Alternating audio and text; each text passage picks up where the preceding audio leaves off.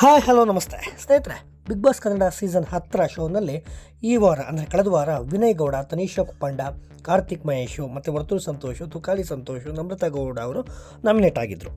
ಒಬ್ಬೊಬ್ಬರಾಗಿ ಎಲ್ಲರೂ ಸೇಫ್ ಆದರು. ಆದರೆ ಕೊನೆಗೆ ಉಳಿದುಕೊಂಡಿದ್ದು ಮಾತ್ರ ವರ್ತೂರು ಸಂತೋಷ್ ಮತ್ತು ತುಕಾಲಿ ಸಂತೋಷ್ ಮಾತ್ರ. ಇವರಿಬ್ಬರಲ್ಲಿ ಒಬ್ಬರು ಎಲಿಮಿನೇಟ್ ಆಗೋದು ಬಹಳ ಖಚಿತ ಅಂತ ಹೇಳಲಾಗ್ತಾ ಇತ್ತು. ಆದರೆ ಅಲ್ಲೊಂದು ಟ್ವಿಸ್ಟ್ ಈಗ ಸಿಕ್ಕಿದೆ. ಯಾರೂ ಕೂಡ ಮನೆಯಿಂದ ಎಲಿಮಿನೇಟ್ ಆಗಲಿಲ್ಲ ಅನ್ನೋದು ಖುಷಿ ವಿಚಾರ. ಕಿಚ್ಚ ಸುದೀಪ್ ಅವರು ಎಲ್ಲರನ್ನೂ ಸೇಫ್ ಮಾಡ್ತಾ ಬಾಟಮ್ ಟೂರ್ನಲ್ಲಿ ಉಳಿದುಕೊಂಡಿದ್ದಂತಹ ಸಂತೋಷ್ ಅಂದರೆ ತುಕಾಲಿ ಸಂತೋಷ್ ಮತ್ತು ವರ್ತೂರು ಸಂತೋಷ್ ಜೊತೆಗೆ ಮಾತುಗಳಿದ್ರು. ಇಬ್ಬರ ಅಭಿಪ್ರಾಯಗಳನ್ನು ಕೇಳಿದರು. ಆಗ ಇಬ್ಬರು ಕೂಡ ಬಿಕ್ಕಿ ಅಳೋದಕ್ಕೆ ಶುರು ಮಾಡಿದರು.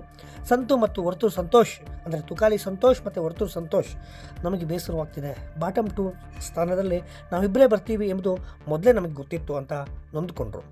ಆಗ ಸುದೀಪ್ ಅವರು, ನೀವಿಬ್ಬರು ಈಗ ಮನೆಯಿಂದ ಹೊರಗೆ ಹೋಗ್ತಿಲ್ಲ ಅಂತ ಘೋಷಿಸ್ತಿದ್ದಂತೆ ಇಬ್ಬರ ಮುಖದಲ್ಲೂ ಏನೋ ಒಂಥರ ಖುಷಿ, ಆಶ್ಚರ್ಯ ಎರಡೂ ಕೂಡ ಒಟ್ಟೊಟ್ಟಿಗೆ ಕಾಣಿಸ್ತು.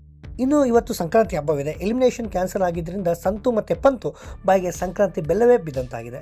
ಆದರೆ ಎಲಿಮಿನೇಷನ್ ಕ್ಯಾನ್ಸಲ್ ಆಗಿದ್ದೇಕೆ, ಅದಕ್ಕೆ ಕಾರಣ ಏನು, ಈ ವಿಚಾರವನ್ನು ಸುದೀಪ್ ಅವರು ಬಿಟ್ಟುಕೊಟ್ಟಿಲ್ಲ. ಫಿನಾಲೆ ಇನ್ನೆರಡು ವಾರ ಇರೋದರಿಂದ ಮನೆಯೊಳಗೆ ಏನು ಬೇಕಾದರೂ ನಡೀಬಹುದು ಎಂಬ ಸೂಚನೆ ನೀಡಿದರು. ಅಂದಹಾಗೆ ಈ ವಾರ ಸೇಫ್ ಆಗಿರುವಂತಹ ಸ್ಪರ್ಧಿಗಳು ಕೂಡ ವೋಟ್ಗಳ ಆಧಾರದ ಮೇಲೆ ಸೇಫ್ ಆಗಿರುವುದಲ್ಲ ಅನ್ನೋ ವಿಚಾರವನ್ನು ಕೂಡ ಸುದೀಪ್ ತಿಳಿಸಿದ್ದಾರೆ. ಮನೆಯಲ್ಲಿ ಸದ್ಯ 8 ಮಂದಿ ಸದಸ್ಯರಿದ್ದಾರೆ. ಬಹುಶಃ ಈ ಟ್ವಿಸ್ಟ್ ಗಮನಿಸಿದರೆ ಈ ವಾರದ ಮಧ್ಯಭಾಗದಲ್ಲಿ ಎಲಿಮಿನೇಷನ್ ನಡೆಯುವಂಥ ಒಂದು ಸಾಧ್ಯತೆ ದಟ್ಟವಾಗಿ ಕಂಡುಬರ್ತಾ ಇದೆ. ಆಗ ವರ್ತೂರು ಸಂತೋಷ್, ತುಕಾಲಿ ಸಂತು ಮಾತ್ರವಲ್ಲದೆ ಈ ವಾರ ನಾಮಿನೇಟ್ ಆಗಿದ್ದಂತಹ ವಿನಯ್, ತನಿಷಾ, ಕಾರ್ತಿಕ್, ನಮ್ರತಾ ಗೌಡ ಇವರಲ್ಲಿ ಯಾರು ಬೇಕಾದರೂ ಕೂಡ ಎಲಿಮಿನೇಟ್ ಆದರೂ ಅಚ್ಚರಿ ಇಲ್ಲ. ಇನ್ನೊಂದೆರಡು ದಿನಗಳಲ್ಲಿ ಈ ಬಗ್ಗೆ ಸ್ಪಷ್ಟ ಕ್ಲಾರಿಟಿ ಸಿಗಲೇ ಇದೆ. ಒಟ್ಟಿನಲ್ಲಿ ಬಿಗ್ ಬಾಸ್ ಆಟವಂತೂ ದಿನದಿಂದ ದಿನಕ್ಕೆ ರೋಚಕತೆಯನ್ನು ಹೆಚ್ಚಿಸ್ಕೊಳ್ತಾ ಇದೆ. ನೀವೇನಂತೀರಾ? ಕಾಮೆಂಟ್ ಮಾಡಿ.